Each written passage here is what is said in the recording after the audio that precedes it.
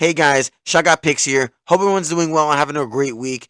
We're here to be breaking down UFC Vettori versus Dolidze 2. Before we get into it, I want to quickly mention that I'm switching things up moving forward. From now on, I'll be breaking down the fight analysis and the best bets in two separate videos.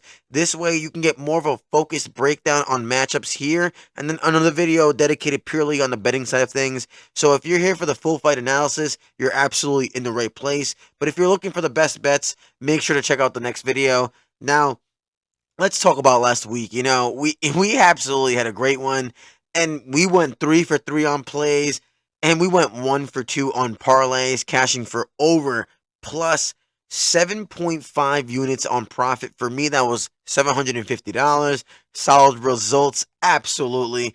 And if we're absolutely looking to keep that momentum moving forward, but like I mentioned, this is more of a breakdown analysis video where I'm thinking exactly how the fight is going to go down, as well as the best bets and what I think is going to be cashing is going to be in the next video. But other than that, let's absolutely get right into it. For the first fight in the card, we got Yuneisy Duben versus Carli Judice. Duben comes into this undefeated 6-0. She's at plus 280 underdog, 28 years old, 5'4" with a 65.5-inch reach. Meanwhile, Carli Judice is 3-2, negative 500 favorite, 26 years old, 5'7" with a 68-inch reach. Immediately the odds jump at you. Something is very, very fishy about these odds. I think Judice should be the favorite, but at negative, she opened up at negative 300, I believe, and now she's at negative 500.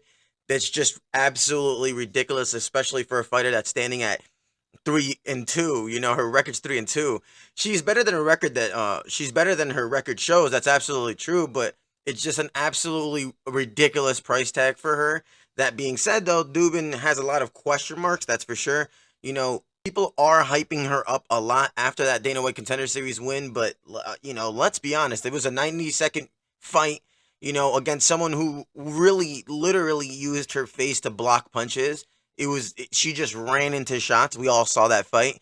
And, that's just not a good resume builder, I would assume. But let's be honest, she knocked her the fuck out. So it's not, I can understand why everybody's super hype on her. But, especially because it was on short notice. But, such a short time. It was only 90 seconds. But, she shows a lot of red flags in her fights. She keeps her chin up high.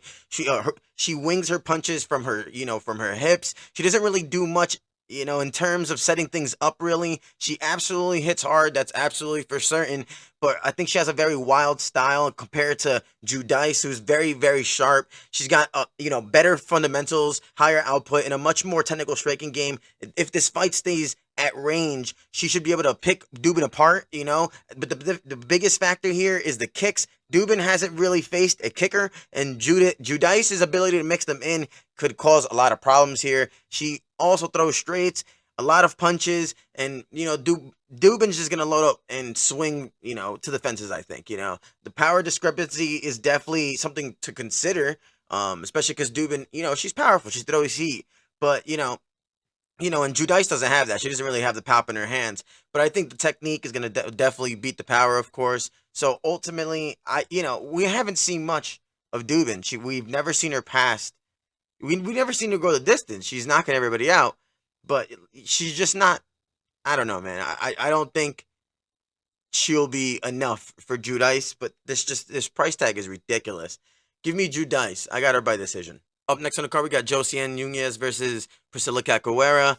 Nunes comes into this 10-3, opens up as a negative 205 favorite, 31 years old, 5'2" with a 67-inch reach. Meanwhile, Cachoeira is 12-6, plus 110, dog, 36 years old, 5'7" with a 65-inch reach. I have absolutely no clue how Nunes is at negative 200 against absolutely anybody. She's small for the division. Her striking is basically just closing her eyes and throwing wild overhands. She doesn't have the size or technical ability to justify being a favorite, in my opinion. Cachoeira, on the other hand, is absolutely trash, but she actually, I shouldn't say trash. Her defense is absolutely trash. but she's proven that she can win in slugfests. Both of these women are very low level. They're as low as level as they get, I think. But that might actually make this a very entertaining fight. I think there's no game plan here. Just two fighters, walking forward, swinging until someone falls. I believe. Nunes technically has a reach advantage, but it doesn't really matter when she completely ignores it all the time and just rushes in like a wrecking ball. But that's the problem because despite her flaws, Cachoeira does hit a little harder, I believe, and has more experience against better competition. That's for certain. Nunes' best shot is a knockout, I think, but good luck knocking Cachoeira out. That woman's like a zombie. She's taking some serious damage in fights and just absolutely keeps going. And in the third ends up winning the third round. And Nunes, I don't think she won't attempt a takedown. This fight is guaranteed to be a reckless brawl. And I think it favors Cachoeira, in my opinion. I think she's gonna get hit a lot, and her defense is trash. But I do think this favors her. I think this is I think this is gonna be a messy a fight and a mess as well, kind of thing. I think both are very sloppy, and Cachoeira, I just think she's shown that she can survive these wars and come make the fight really, really close. And Nunes I don't think she's that good. Let's be honest. So I'm going with the underdog here. Give me Cachoeira, and I got her by decision. Up next on the card, we got Andre Lima versus Daniel Barez. Lima comes into this undefeated 10-0, -310 favorite, 26 years old, 5'7" with a 67.5-inch reach. Meanwhile, Barez is 17-6, plus 245 underdog, 36 years old, 5'6" with a 66-inch reach. I think this one's very interesting because both of these fighters are very well-rounded and skilled. I think Barez is dangerous. He's a sharp counter striker with some really good power, and when he lands clean, his opponents give him a reaction. But he's also a fighter who can fall behind on volume because of his style, and that's something I think Lima can take advantage of. Lima isn't the type to overwhelm opponents with activity, but he's incredibly calculated, really. He knows exactly when to throw, what to throw, and how to keep himself defensively responsible. That kind of awareness is huge against someone like Barez, who is always looking to capitalize on mistakes. If the fight stays standing, I expect it to be very competitive. Both have fast, straight strikes and respectable power for the weight class, though Barez probably edges it in a raw knockout ability, but I still lean towards Lima because of the methodical approach. He's not a risk taker, but he's incredibly efficient. His ability to read opponents and stay composed and control a tempo of exchanges is next level, really. But I think the clearest path to victory for Lima is the grappling department. Barez is pretty tough to take down, but once he's on his back, he really struggles on the back and to get up. This has, been a pattern in his fights. It's not just something that's happened in the UFC debut. Even against Hernandez, who isn't a dominant wrestler whatsoever, he got stuck on the mat and couldn't really find his way back up. Lima is still developing his wrestling, but his grappling fundamentals are really already strong. And if you could put Barez on the mat, he can, I think, be able to control him and without much trouble, really. Cardio can also be a factor here. Barez doesn't have bad endurance, but he definitely slows down in the later rounds, especially if he's forced to work at higher pace. Lima is definitely not a high volume fighter whatsoever, but if he mixes in the wrestling, he can wear on Barez and drain him as the fight goes on. Overall, I think Lima fights this, but I think it's gonna be a close one. I don't think it's -300, but I got Lima. If you look at Tapology, 91% of people got Lima, which is kind of crazy, but I do think that this is Lima's fight to lose. If he gets the takedowns, I expect him to control the fight from the top position and find rounds to win easily. If he can't, I still think he has a precision and volume edge. Will allow him to outpoint Barez on the feet. He's not really flashy whatsoever. He doesn't take risks, but his skill set and his fight IQ are high, so I see him grinding out to a decision win. But I think this is going to be a competitive fight. Give me Lima by decision. Up next on the card, we got Sam Hughes versus Stephanie Luciano. Hughes coming to this 9-6, plus 210 dog, 32 years old, 5'5", with a 64.5-inch reach. Meanwhile, Luciano comes to this 6-1-1, -260, 25 years old, 5'6", with a 66.5-inch reach. Luciano, she has a relentless striking style, high volume, and doesn't really slow down. That alone makes this a tough matchup for Hughes. who thrives on breaking opponents on pressure and cardio. The problem is Luciana can match or even exceed her pace. Hughes has made a career of grinding out wins against opponents who fade late. She's not the most skilled, but she knows how to push a pace, mix in takedowns, and turn fights into a war of attrition. That's worked against fighters without good cardio, but Luciano's definitely not one of those fighters. On the feet, the gap is clear. Luciano's cleaner, more dynamic striker. She throws volume, mixes up her targets, and doesn't let up.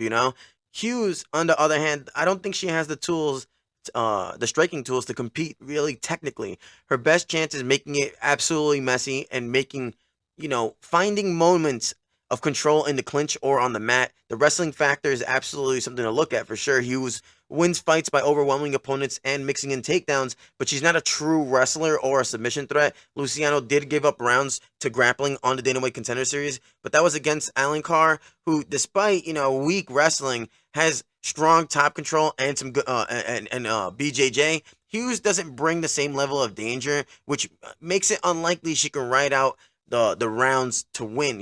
The thing about Hughes is that she always finds ways to overachieve. She fought close with girls she probably shouldn't be competitive with just by refusing to go away. But in this matchup, her usual game plan, I don't think it's going to fit well against Luciano. If she can't break Luciana down, I don't think she has much. She's not the better athlete. She's not the better striker. And she doesn't have a dominant wrestling edge. Hughes is tough. That's absolutely for certain. I think she's going to push forward no matter what. But I just don't think it's going to be enough here. I think she's a dog for sure. But my pick here is Luciana. Up next on the card, we got Josias Musasa versus Carlos Vera. Musasa comes into this undefeated 8-0, -625 favorite, 26 years old, 5'8", with a 70-inch reach. Meanwhile, Vera is 11-4, +450 underdog, 37 years old, 5'6", with a 69-inch reach. Let's be honest here, this is a very tough matchup for Vera. He's 37 years old, he's barely active, and stylistically, I think he's just basically a watered-down version of Ryan Hall. His striking is very awkward, and he basically relies on flashy kicks that really don't set much else up. He barely throws his hands. I mean, look at these numbers. He doesn't really have any urgency when he's on the feet. His wrestling is basically non-existent. Against someone like Musasa, this is a really, really big problem. On the other hand, we got Musasa, who's absolutely as raw as they come. We saw it in the fight in Dana White Contender Series. We saw that the coaches, his corner literally needed to guide him on what to do during the fight. He's literally as raw as they come, but what he makes up for, how he makes up for that is his athleticism and his power. This guy is absolutely gifted. He's still absolutely figuring things out, but he doesn't hesitate. He marches forward, he swings heavy, and he really never gives up. His gas tank is ridiculous, allowing him really to maintain the pace without slowing down ever. His striking is not polished, absolutely not, but when he hits you, he's definitely hitting you hard. He doesn't necessarily need the technique because he's putting people out. Vera, if he had a stronger wrestling base, this fight would be a lot more competitive, but that's just not the case here. It's just not. Vera doesn't proactively look for takedowns. His grappling success has come from opponents initiating the exchanges first. It's just not going to work against somebody like Musasa. I know that the scary part regarding Musasa is that he's very, very, very, very, very, very, very green. But I think this guy I think he's just ridiculously athletic. I think he's destined to do really well if he's getting coached really well, sort of say. I know that his biggest weakness is the fact that he's training locally still in the Congo. If he ever really wants to reach his full potential, I think he needs to go to a real gym, that specializes, of course, but as of right now, he's relying on his gifts. And I think there's going to be enough here. I think they're giving him a layup as well. He's facing somebody who doesn't swing much. He's 37 years old and very, very inactive. This guy's price is only going to go up. Give me Musasa. Up next on the card, we got Seung Yu versus AJ Cunningham. Yu comes into this 14-3, -700 favorite, 29 years old, 5'6" with a 65-inch reach. And Cunningham comes into this 11-4, +500 underdog, 5'10" with a 71-inch reach. I think you should win this fight. He's the more skilled fighter, especially on the mat. But I just can't shake the feeling that this could get very messy if he doesn't secure an early finish. Cunningham's skill set is literally as bad as it gets, but the guy just, refuses to go away. His whole game plan is literally built on durability. He takes an absolute beating and survives it and capitalizes when his opponents run out of gas. It's just absolutely not a good strategy, but at this level, it works more than often than it should. And cardio concerns are exactly why I'm hesitant about you. He's a dynamic grappler. He creative throws, slick back takes, and solid submissions, but his control isn't as dominant as I remembered it to be. He looked strong against Nurgozhay, and early in his last fight, he couldn't keep him down. He lost scrambles, and he faded very, very hard. If that happens here, things are absolutely going to get dicey for him because that's literally exactly what Cunningham likes to do. The striking matchup doesn't inspire much confidence for me either. Hughes' stand-up is oddly effective, but he's not really comfortable leading and lacks the power to make Cunningham respect him. Meanwhile, Cunningham only throws single shots with no power, but he'll keep pressing forward and tank whatever comes his way. Size is another flag. Cunningham is dropping 2 weight classes, while Yu has struggled to control smaller guys. If he can't hold him down, he might burn himself out trying. At the end of the day, I can't pick Cunningham. He's just not good enough.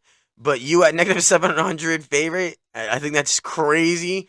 I think you should very much find a submission. But, he's my pick. But, Cunningham could make this really, really sloppy. He does land over 7 strikes per minute. But he absorbs over 11 per minute, which is crazy. He's not good. So I just can't pick him. I got you winning. Up next on the card, we got Waldo Cortez-Acosta facing Ryan Spann. Cortez-Acosta comes into this 12-1, negative 175 favorite, 33 years old, 6'4" with a 78-inch reach. Meanwhile, Ryan Spann is 22-10, plus 140 underdog, 33 years old, 6'5" with a 79-inch reach. I think if Spann actually decides to wrestle, this fight is going to be over very quickly, actually. Waldo has shown weakness on the ground, getting taken down and controlled in previous fights, and his awareness in scrambling isn't great. Spann, despite being reckless in his grappling, is still a legitimate submission threat. He's prone to giving up dominant positions, but against someone like Waldo, I don't even think that's going to matter. If he gets him down, there's a good chance he snatches up a choke, I think. The issue, of course, is trusting Spann to fight smart. He has all the tools to be a dangerous heavyweight. He's huge, insanely athletic, still quicker than most guys at 265, and carries power, but he's never been able to put it all together. He doesn't follow a real process in fights, makes bad decisions constantly, and has a reputation for blowing fights he should absolutely be winning. His durability is also a concern.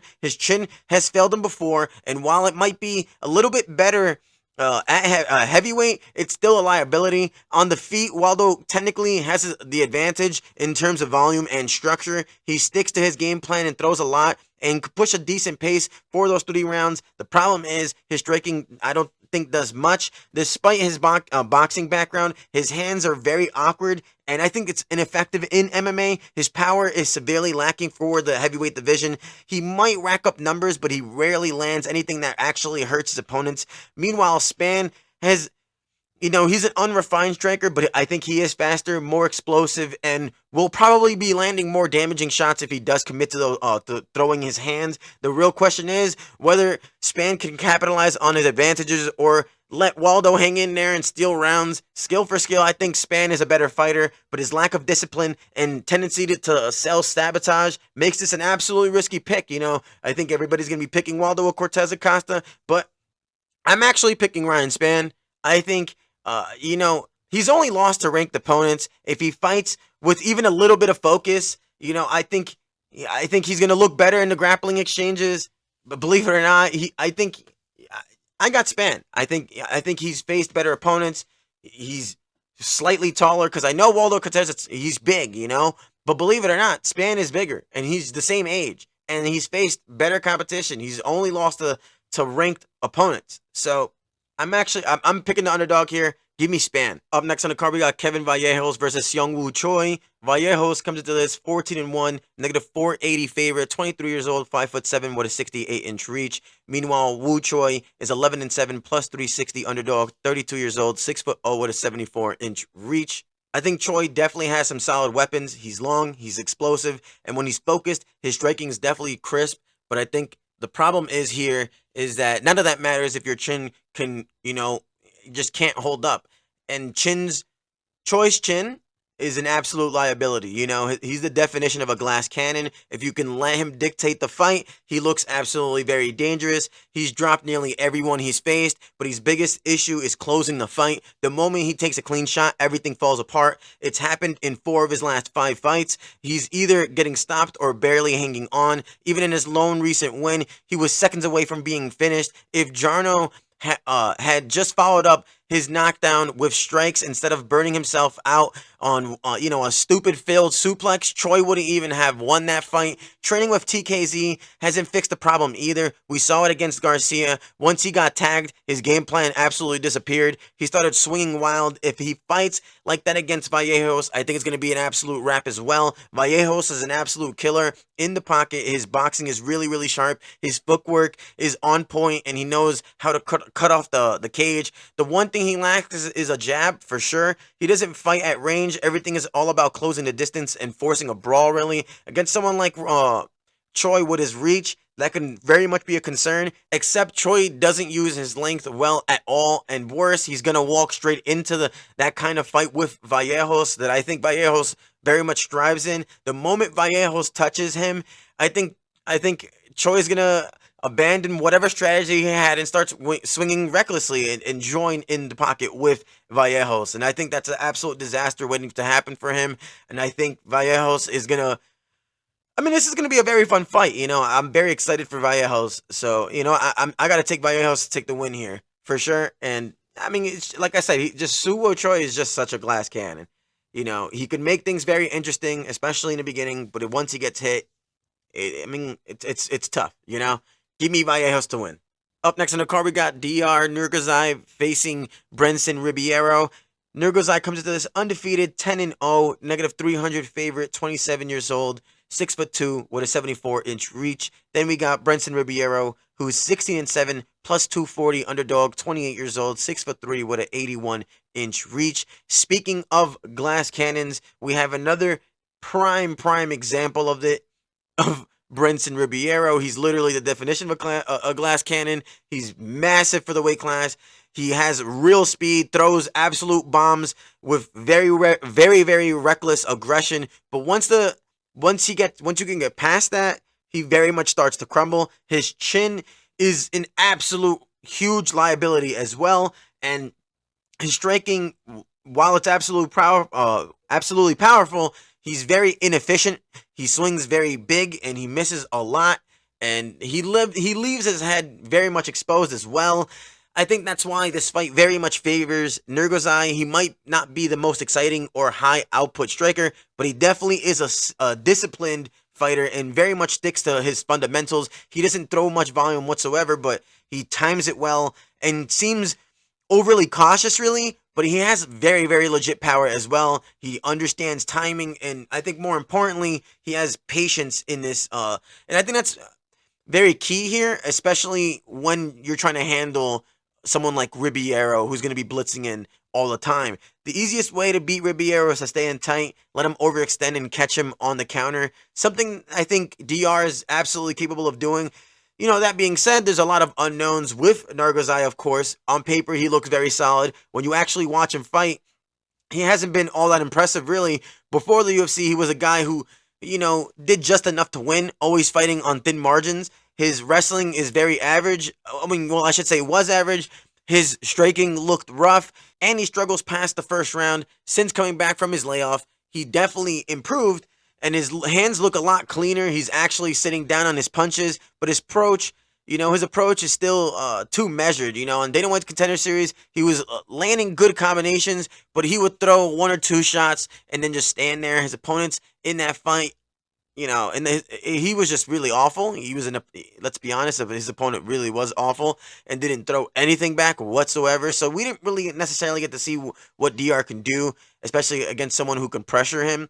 And, let's be honest, Brendson is absolutely going to pressure that. He's not a technician whatsoever, but he's for sure fast and he's for sure explosive and for sure dangerous early. And that's a concern with Diyar. And I think another concern is whether or not if he could handle that type of pressure. But let's be honest. But also, let's be honest, Ribiero's he's not a type of person who wins in 1 minute. He swings very wild, and he burns through his gas tank very quickly. And I think once he realizes that he can't bulldoze someone, he very much starts to crumble.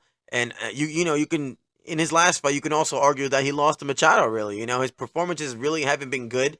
Wrestling also could be a factor here, but it's hard to say how much. Diyar has it in him.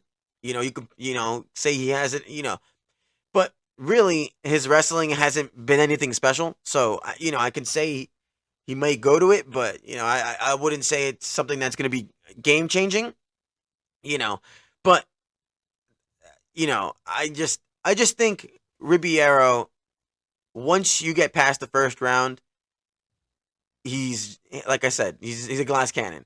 And I think Diyar has the tools to be able to handle that, especially because he's very patient. So I got Diyar to win, and I mean, I wouldn't be shocked if Brendson Ribiero can find a way to win this, but I just can't rely on someone that's blitzing forward against someone that's going to be very patient against that. So give me Nurgozhay to win. Up next on the card, we got Blackshear facing Cody Gibson. Blackshear comes to this 15-7-1, negative 420 favorite, 30 years old, 5'10" with a 72-inch reach. Meanwhile, Gibson is 24-6, plus 310 underdog, 37 years old, 5'10" with a 71-inch reach. I'm picking Blackshear here. At the end of the day, I'm going to be picking most of these big favorites. But I do think the odds here are wider than you should be, and I think they're going to get even more wider. I think Gibson's really tough, well-rounded fighter with crisp boxing. He has a very solid jab. He does have a lot of power in his hands as well. He throws a good straight. He's very accurate with his shots. He's aggressive early, and I think that could be a problem for Blackshear, especially given how hittable he is. Blackshear striking is more kick heavy, but his defense has been a big issue. He can take a shot, but he doesn't necessarily react well when he gets hit clean. If Gibson can land early, he's very live for a finish. The big factor here is the grappling. Neither guy is an elite wrestler, but both guys have strong BJJ. Also, Gibson has been caught in submissions before, and his ground game is better than his record suggests. Blackshear is just more creative on the mat. And even if Gibson gets him takedowns, I don't see him controlling Blackshear for long. Blackshear scrambles relentlessly, really. Never really settles for bottom position. And he has a really slick submission game. And, he's going for over 1.4 in 15 minutes. He's going for the same amount of takedown percentage as Cody Gibson. But I think it's the scrambling abilities that is going to be a big factor here.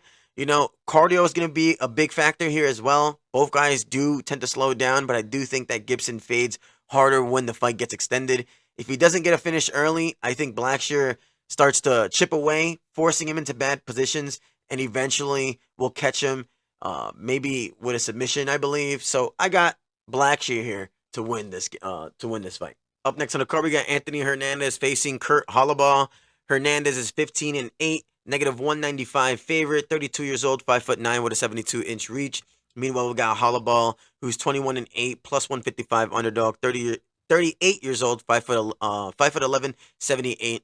Meanwhile, we got Kurt Holobaugh, who's 21-8, plus 155 dog, 38 years old, 5'11", with a 70-inch reach. When you talk about Hernandez, he's very tricky to predict against because you really don't necessarily know what type of fighter you're going to get, really, But I think he should be the better fighter here. Sharper striking, faster, more powerful, and the much better athlete. On paper, he has the tools to pick Holobaugh apart, really. But the fights aren't won on paper, Hernandez never makes things easy for himself, ever. Holobaugh is a relentless pressure fighter who just keeps, pressuring forward. He's not the cleanest striker. He's definitely not the best athlete, and he does take a lot of damage, but none of that really seems to matter when it comes to his fights. He thrives in chaos. He throws volume nonstop, and he never mentally checks out of a fight ever, really. That's the real concern for Hernandez, who really historically struggles against fighters, in that like to fight in wars of attrition. He struggles in wars of attrition. Cardio is also a big concern here. Hernandez should look better here with the full camp, of course, but even in shape, he has a habit of slowing down and losing momentum. It's not always really cardio related. It's just really more that he just slows down and really just allows his opponents just opportunities really just to take over. If he starts to fade, and fade late, Hollowball is the last guy you want to be doing that in front of. The easiest path for Hernandez to win, I believe, is definitely the takedowns. Hollowball's wrestling defense is for sure weak, and Hernandez can get takedowns at will if he really commits to it. But after that Billy Quarantillo fight, where he gassed out, to the with wrestling early, I don't know if he'll trust himself, to grapple for those 3 rounds. So, and Hollowball's really, really scrappy off his back as well. So he's also threatening down there, which could make Hernandez hesitate, of course, which, we see him tend to do. I'm going with Hernandez, but Hollowball's definitely a live dog in my opinion. But I got to go with Hernandez to win this one. Up next on the card, we got the co-main event of Leslie Zaleski facing Chidi Njokuani. Zaleski comes into this 25-8-1, negative 185 favorite, 38 years old, 5'11" with a 73-inch reach. Meanwhile, Chidi comes into this 24-10, plus 150 underdog, 36 years old, 6'3" with an 80-inch reach. ZDS is the favorite, but when I look at the tape, I think this is a good style matchup for Chidi, actually.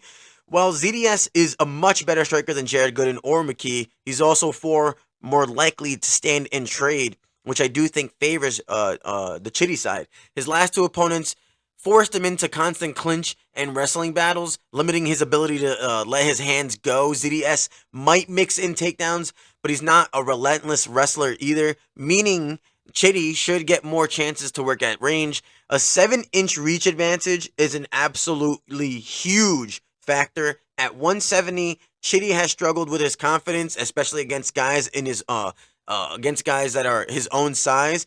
But against a shorter, stockier striker who relies on looping hooks, his straight shots and counterpunching. But against a shorter, stockier striker who relies on looping hooks, I think that Chidi's straight shots and counterpunching should be a major weapon here. ZDS definitely still has power at his age, but his striking has simplified over the years. He's less flashier, more basic with his leg kicks and his hooks.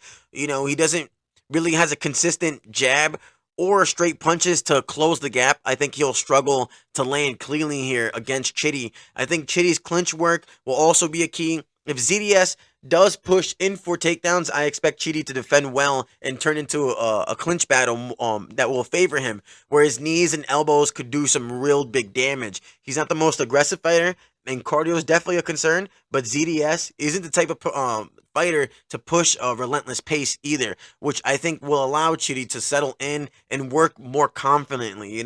Chidi's biggest weakness for sure is his takedown defense. Chidi's biggest weakness is for sure his takedown defense. Volume and durability under pressure for sure. But I think that should be less of a factor here. If he stays composed and uses his reach and keeps the fight at his preferred range and keeps up with a preferred tempo as well, I think he can outpoint ZDS here over the 3 rounds. So I'm going to be taking the underdog here. I got Chidi to win this one, so that's my pick. I got Chidi. Up next on the card, we got the main event of Marvin Vettori facing Roman Dolidze. This is a rematch, of course. Vettori comes into this 19-7-1, negative 150 favorite, 31 years old, 6'0" with a 74-inch reach. Then we got Roman Dolidze, who's 14-3, plus 120, underdog, 36 years old, 6'2" with a 76-inch reach. I think this fight boils down to one thing, really, is if Vettori is still the same guy, or if that Cannonier beating really took something out of him. Skill-wise, he's just a better fighter, and Dolidze hasn't shown much improvement since their first fight. I think just more sloppy takedown attempts and low kicks. Really at 36, it's not likely that he's suddenly going to start evolving either. I think this is a fight that we definitely did not ask for. The first fight was entertaining, but I definitely don't think we needed a rematch. I don't know why we're getting this again. The first fight was not controversial to me. Dolidze had a solid first round, landed a few big shots, but after that he got outworked. I think somehow a lot of people thought that he won, but Vettori clearly took the rounds 2 and 3 on volume alone, I think. And now with 5 rounds to work with, I think the same dynamic is absolutely going to favor him even more here, especially since Roman has a history of fading late. I can see people taking the dog here, especially because he's been more active. For sure more active than Vettori. But I haven't really been impressed really with Dolidze. Especially, I mean, we didn't learn much last time with that fight either. He got battered by Imavov. He scraped by against Kevin Holland, who really just injured himself. And, he looked awful against Smith, against Anthony Smith. He's been wrestling more, and I don't see that really working well against Vettori. And it'll only drain his gas tank further here. On the feet, Dolidze has all overhands and leg kicks, while Vittori's boxing, I think, is very basic, but it's definitely a lot more functional. The real concern for Vettori is his durability. He hasn't fought since that Cannonier fight. Especially, I mean, let's be honest, Cannonier really, really, really fucked him up. He's never been great defensively. If his chin is gone, this could get for sure rough. But assuming that he's got something left in the gas tank, he's 31. I think this is going to be a five rounds for him to win. My pick is Vettori here. I don't see much improvement or evolving on the Dolidze side. And like I said, it's really all about what type of Vettori we're gonna get, because that last fight was really, really bad. But I don't think he's a bad fighter. He's not. His losses only come from good fighters. He has 2 losses to Adesanya, 1 to Whitaker, and 1 to Cannonier. Which, let's be honest, we thought his stock significantly dropped because of that, because we thought Cannonier was dog shit, right? But let's be honest, he's not, and he proved that he wasn't. He just proved that in his last fight recently. So they're not bad losses. So I gotta take Vettori here. That's my pick. Yeah. I gotta go with Vettori. I'm actually pretty confident in this. I can see why people got the dog here, but I'm actually pretty confident in this one. Give me Vettori. All right, guys, that's going to wrap up my breakdown for UFC Vettori versus Dolidze 2. This card definitely has some interesting matchups, but really, really, really big, heavy favorites. But ultimately, I can't wait to see how this plays out. Remember, I'm now breaking things up into 2 separate videos, so if you're looking for my best bets for this card, be sure to check out the other video. It's going to be up very soon. If you found this breakdown helpful, please drop a like and subscribe. It really, really does help me out. It's very much free to you, and it really helps me out so much. And please, tell me who you got in the comments below. Do you agree with me? Do you disagree? Tell me, let's be honest. Give me your best bets. I want a parlay. Send me some parlays your way, But at the end of the day, let's get some more money. And I appreciate you guys watching this video. I'll catch you in the next time. Stay up.